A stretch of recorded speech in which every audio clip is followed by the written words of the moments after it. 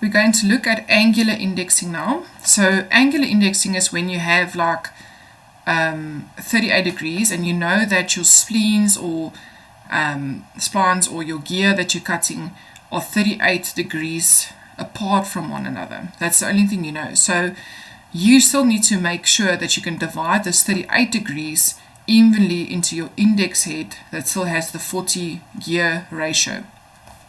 So the formula for angular indexing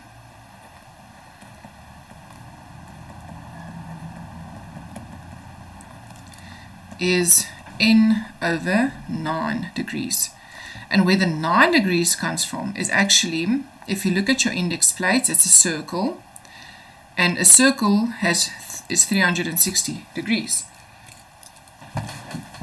And our ratio that we work with in the index head is the 40:1, or the 40 teeth.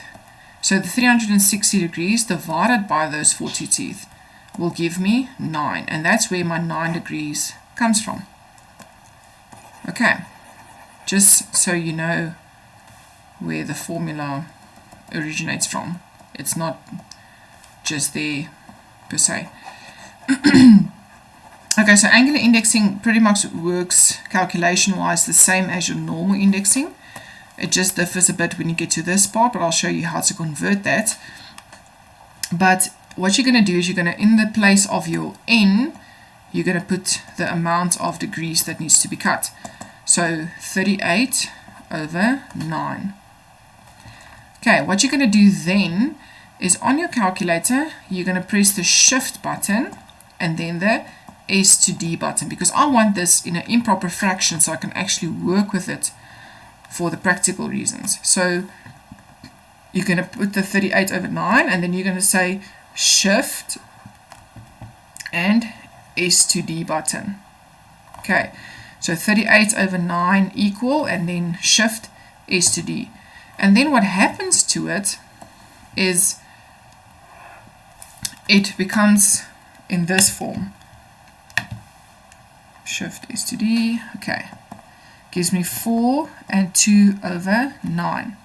Okay, so now I can actually practically work with this, and what I'm going to show you now is what this actually means to you when you look on the indexing head. Okay, so 4 is my amount of turns that I need to go on the handle. The 2 is the amount of holes on the index plate that I need to go. And then the 9 at the bottom is which whole row on the index plate am I going to use.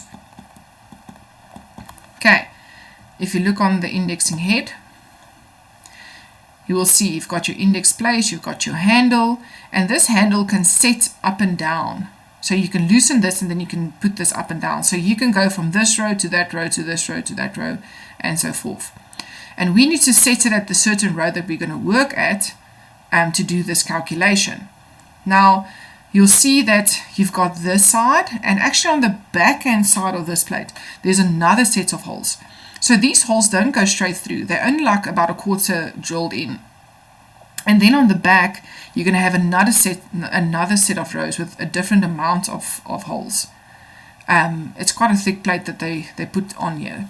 So to put it into a theoretical or easier way, they put it in a table format. So if you go to the formula sheet, down to number 6, you will see there's a side 1 and a side 2. What does it mean? Side 1 is my front side of the plate, and then side 2 will be the back side of the plate. I don't know if you can see this on the picture, but they actually give you the amount there is per row in the middle. They write the numbers there. Okay, so in this case, if we look at what they are giving us here, oh no, my tablet is freezing now.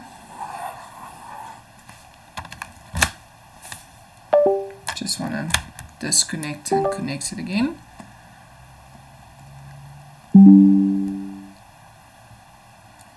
Okay, sorry about that. So Side 1 has 24 holes. So if you look at side 1, that will be row 1 then, because it's the first number. So side 1 of the plate, row number 1 has 24 holes.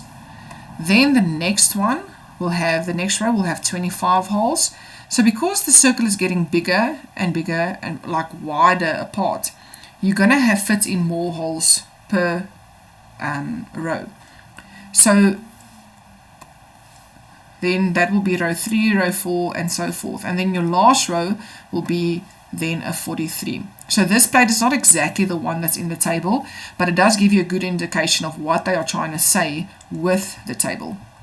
So what happens now is I need to go figure out what I calculated over here. Will I be able to do it on this specific plate? So if I go back to this, I said 4 turns, 2 holes, but on a 9 plate. So I must go check, is there a row that has 9 holes that's going to work? The plate. So no, there's not a 9. So I'm going to have to go through my factors of 9 and see what's going to happen. So you're going to go 9, then 18, there's no 18, then 27, there's no 27, 36, no, 45, no, 54, yes. Okay, so how did I get to 54? I had to say 9 times 6 to get to 54. So I'm going to say over here now, sorry, I just need to erase this part.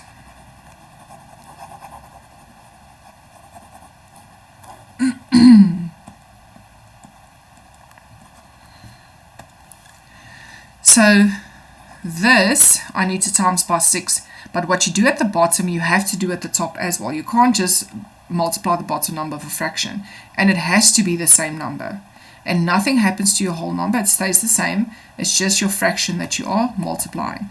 So this becomes 4, and then 2 times 6 is 12, and 9 times 6 is 54. Okay, so practically this now means I'm going to go 4 full turns,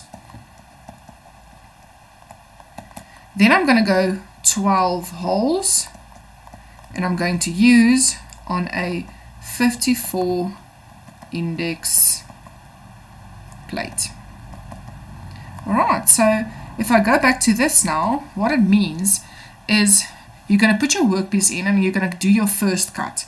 Now to go to the second cut that needs to be made, I'm going to go with my handle. Remember, it has to be set on the 54 row. So let's go check. For the 54 falls on side 2, so I have to turn my plate around, and then it's going to be row number 1, 2, 3, 4, 5, 6. So you turn the plate around, and then you're going to count row 1, 2, 3, 4, 5, 6. So you're going to put your handle at the top row then. So when it's set at the top row, you're ready to go. I'm going to have to turn it 4 turns and 12 holes. So from where it's in, because you already did the first cut, 1, 2, 3, 4. Okay, and then remember it's going to be set into that hole. You're going to go count your 12 holes. So it's still loose because you already did your 4 turns. Then you're going to go 1, 2, 3, 4, 5, 6, 7, 8, 9, 10, 11, 12. And then you're going to put your handle in there. Okay, and as soon as it's set in, then you can take your next cut. And then again, when you're done with that cut, you're going to go from there, 1, 2, 3, 4, and then you're going to go, because it was set in there, 1, 2, 3, 4, 5, 6, 7, 8, 9, 10, 11, 12 holes. And there's going to be your next cut. And you're going to do that until you are done. Okay, so that is what it practically is going to mean for you. And that's how you do it. Now, when you get to something like this that looks a bit more complicated, the 12 degrees and 30 minutes, remember that line over there means 30 minutes.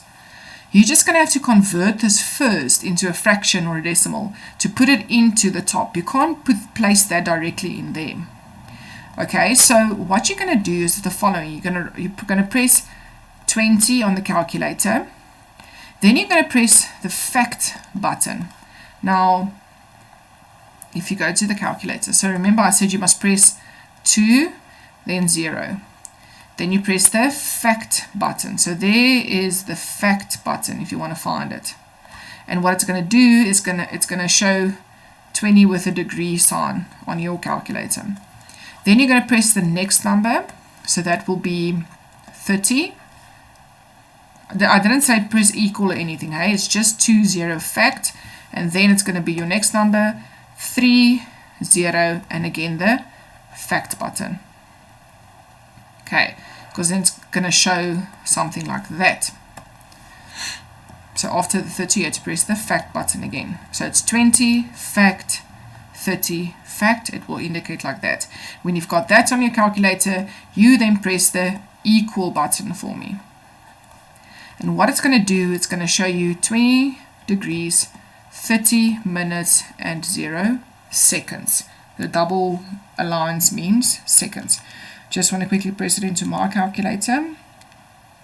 Okay, when you've got this indicator on the calculator, I want you then to press the S to D button again. So, okay, so that will be this button over there. And what it's going to do, it's going to give you a fraction number now. So now it's going to give me 41 over 2. And this is the number that I'm actually going to use to do my calculation now. So again, formula for angular indexing is n over 9. So I'm going to put the 41 over 2 over 9. And it's very, very important that you listen to this part, because the way you punch it into your calculator is going to dictate how the rest of your stuff is going to go. Because if you do this wrong, this step, then you're going to struggle with the rest. It's not going to work out. So you've got two options. You're either going to press your fraction sign for me 2 times. So if you look on the calculator, over there is my fraction sign. I want you to press that 2 times. So it's going to show it like this. A fraction over 1 block. And then you're going to put in 41 there, 2 there, and 9 over there. And then you can press equal. Okay.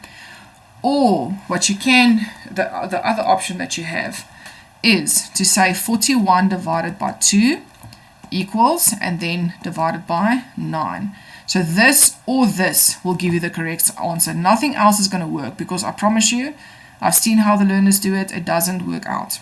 Okay. Equal. So let me just press it into my calculator quickly. 41 over 2 over 9.